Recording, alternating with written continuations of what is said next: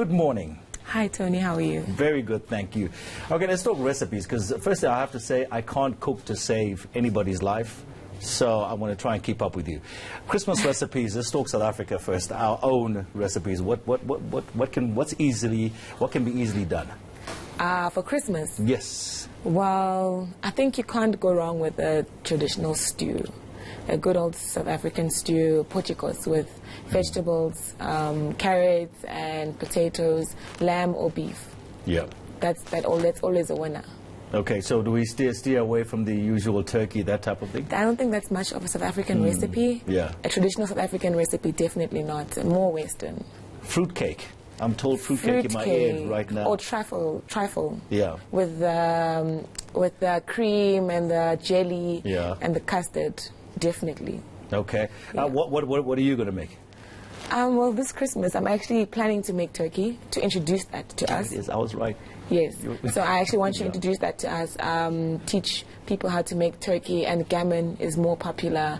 And then the side dishes, your pastas and your salads and your spinach and just normal salads on the side. Okay. Yeah. Look, at times a bit hard at the present moment. The economy is not doing so well. Is anything changing in terms of what we do for Christmas, what we're cooking for Christmas? Not really. I think it's actually becoming... I think people are changing with the economy, so we're adjusting and adapting to it.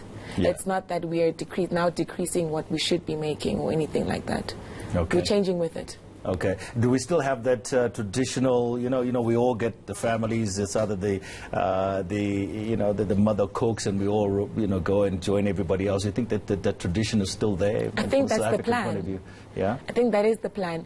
But I see a lot of people now are actually bringing their friends around the table. Yeah. Because a lot of people are not going home, so they're still keeping that tradition and that culture, but bringing their friends around the table, their family members, their colleagues, and all of that around the table, which is very interesting to see. Yeah.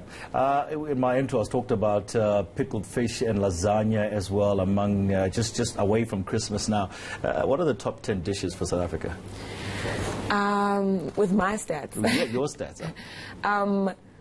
First of all, stew or oxtail. That's number one. I love oxtail. Killer, yes. Yeah. And then they like livers, chicken livers, and your chicken feet. They love that stuff. And pasta, surprisingly. I like it when you say they love that stuff. You don't eat it? I do, but I am on a as a blogger perspective. Yeah. I've just realized that the trends that they enjoy more is more pastas, more stews, more home cooked meals. Whereas your prawns and your salmons, no. Okay. When you look at South Africans and what we're eating from the rest of the world, from the Western world, what are the top dishes from there? You think? From the Western world, pasta, like I said, pasta, lasagna. Why is that? Is that because it's easier to make? Why? It's easier to make and it's available. Yeah. A lot of Western dishes, some of the ingredients, we can't access them in South Africa easily. We have to probably go to a smaller store and things like that. So pasta is very easy to access. The ingredients in there, they've become like available everywhere, even at the garage. So. Yeah, and South Africans like things that they can access, relatable stuff. Yeah, so true. Yeah. I want to go back to your meal. You're going to make some turkey. What's going to be special about your particular Christmas meal? What's going to be special about it is that I haven't seen a good turkey recipe in South Africa from any food blogger or chef. I've been doing a lot of research as to how to make it that good, and I've received a lot of requests as to that I should show people how to make it. So I think it's going to be very, very special, especially the gammon. I'm always cooking on Christmas every single year, and this year I just want to incorporate my South African side to my Western knowledge and just come up with something that my audience will relate to. Okay. Talk to me a bit about, you referring to blogging and so forth. Is that growing in South Africa when it comes to the food industry? Definitely. It is? If you're not becoming a DJ, you're becoming a food blogger. Yeah. Yes, that's how it's going. Everybody's a DJ, by the way. Exactly. Yeah. So that's how it's going, and it's a beautiful industry. I think there's room for everyone.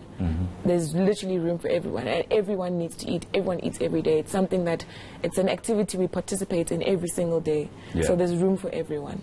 Okay. It's endless. Is our diet getting better? Are we eating better? Yes. Yeah. We are getting more better. conscious. We're getting more conscious. We're moving away from takeaways and takeouts, and we're starting to enjoy the kitchen a bit more, and also understand that there's health benefits with that. So it's very beautiful to watch. I mean, it's very beautiful to watch. We're all starting to cook now and enjoy it. How you all started to cook now? I told you I can't cook to save my life, and I mean it. I can't cook. Literally, it's not a joke. How do you get a guy like me to actually get into the kitchen and start enjoying it? How do you get me into the kitchen? You have to first start. Do you enjoy eating? I love food. You love food, but you just don't enjoy cooking. Well, you have to first spend some time in the kitchen. Spend some time in the kitchen. Not just going to collect the plate. Not just going to collect the plate. You have to be hands-on and not exactly focus on the results, but more on the moment and the ingredients. Understand the ingredients. Yeah. That's how I enjoyed it. I started enjoying it more. I started understanding what salt is and what it can do and why is it there and where does it come from and why I need it. So you need to understand the ingredient and get more enthusiastic about it, and understand that when you're putting salt in a food product or a substance, this is what's going to happen. And if you put little of it, this is what's going to happen. And it's just creating. It's magical. It's like an art. I love it. Okay, the way you put it, does sound like an art. You know what doesn't make any sense to me is the length you take to cook something, and then the time you spend eating it. It's like 2 minutes, no correlation. Right? It's like 2 hours and 2 minutes. Done. That's my biggest problem. All right, Chef, thank you so much. So you're going to be making turkey, and thanks for speaking to us about some of the easier dishes to make when it comes to this Christmas.